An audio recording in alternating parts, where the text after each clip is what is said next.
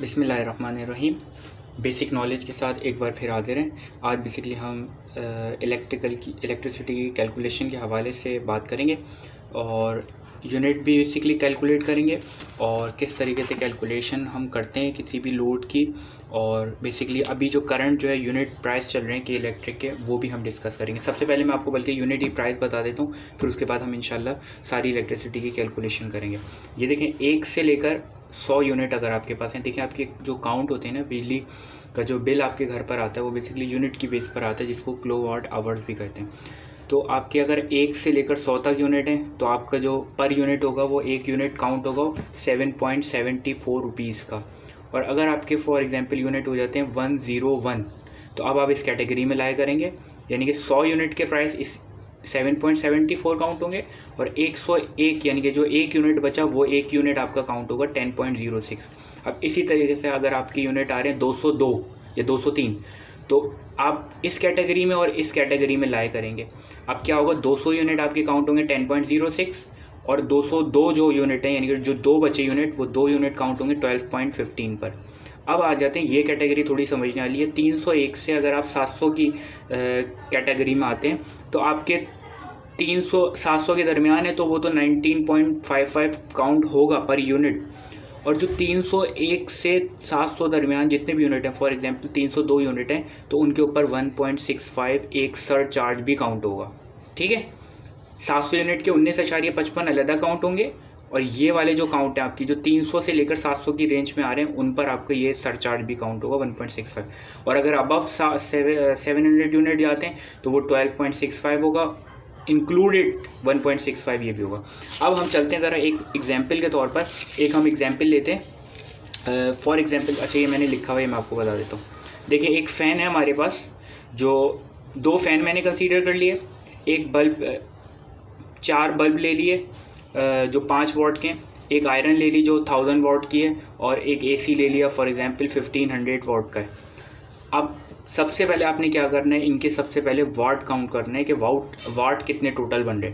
अब इसको अगर आप 80 को मल्टीप्लाई करेंगे 2 से, यानी कि 2 बल्ब मैं यूज़ कर रहा हूँ, एक बल्ब की जो पावर है वो 80 वाट है, तो 80 को मल्टीप्लाई करेंगे 2 से, सिंपली मैथमेटिक है, ये आपके बन जाएंगे 160 वाट। ठीक है, अब आ जाते हैं बल्ब भी इसी तरीके से काउंट कर लें। 5 वाट का एक बल्ब है, 4 बल्ब मैंने लगाए हैं, 5 4 20 वाट हो गया। इसको अभी छोड़ दीजिएगा, मैं समझा रहा हूँ। ये आपके 20 वाट हो गए। ये सिंपली आप इसको मल्टीप्लाई करें कितनी क्वांटिटी को और पावर को, ये 1000 वाट हो गई, ये 1500 वाट का एक AC है, ये 1500 वाट हो गई।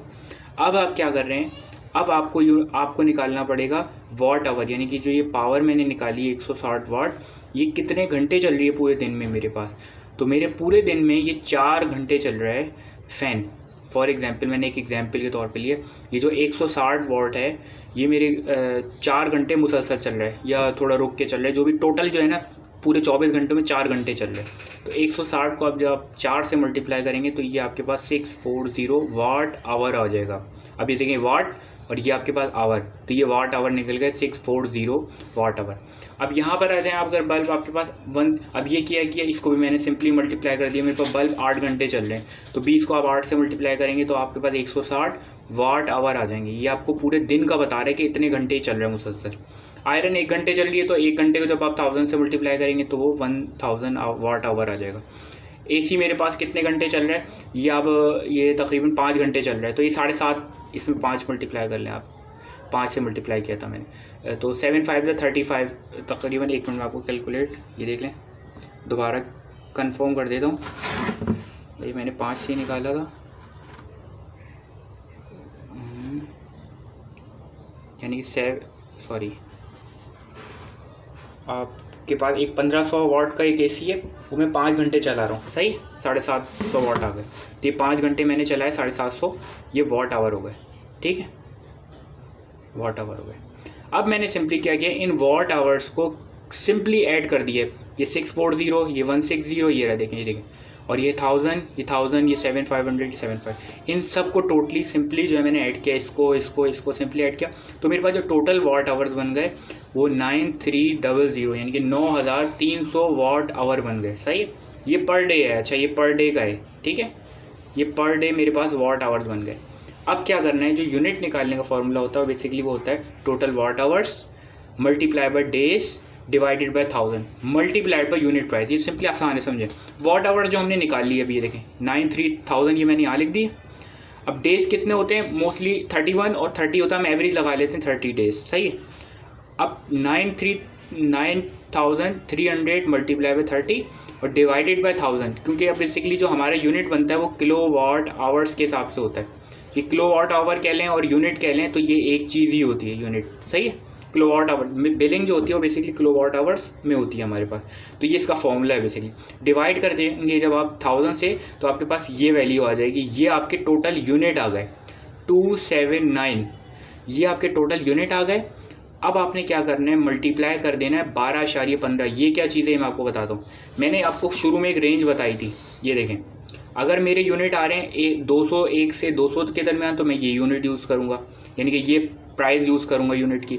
और अगर मेरे 201 से 300 के दरमियान आ रहे हैं तो मैं ये वाली यूनिट प्राइस यूज़ करूँगा। तो मेरे 200 से लेकर 300 के दरमियान है, यानी कि 12.15 है। तो अब यहाँ पर आ जाते हैं, ये देखें, ये मेरे 12.15 आ गए। अब इन दोनों को जब मैं मल्टीप्लाई करूँगा तो मेरे पास क्या आंसर आएगा, करके देख लेते हैं हम। 279 मल्टीप्लाई बाय 12.15, तो ये जो मेरे पास आया 3389, ये आपका टोटल बेसिकली बिल है के इलेक्ट्रिक के हवाले से यूनिट की अगर आप कैलकुलेट कर रहे हैं। मगर ये भी पूरा मुकम्मल बिल नहीं है, क्योंकि इसमें क्या चीज़ नहीं है, टैक्स से शामिल नहीं है, सेल्स टैक्स शामिल नहीं है, TVL शामिल नहीं है। ये सिर्फ आपने जो यूनिट कंज्यूम किए ना, ये उनकी, यानी कि जो आपने प्योरली इलेक्ट्रिसिटी कैलकुलेट, ये बेसिकली प्योर इलेक्ट्रिसिटी कैलकुलेशन है कि जो आपने यूज़ किए। इसमें सेल्स टैक्स वगैरह TVL जो चार्जेस हैं वो नहीं है, सिर्फ ये आपके जो यूनिट कैलकुलेट हुए ना, यानी कि यूनिट जो आपने कंज्यूम किए, ये उनकी कैलकुलेशन है। तो उम्मीद है मैंने बहुत आसान अल्फाज में समझाने की कोशिश की है, उम्मीद है समझ में आ गया होगा। अगर कोई इशू हो तो इंशाल्लाह कमेंट्स कर दें आप, ताकि मैं आपको जो है और आसान तरीके से बना दूँ वीडियो। Thank you.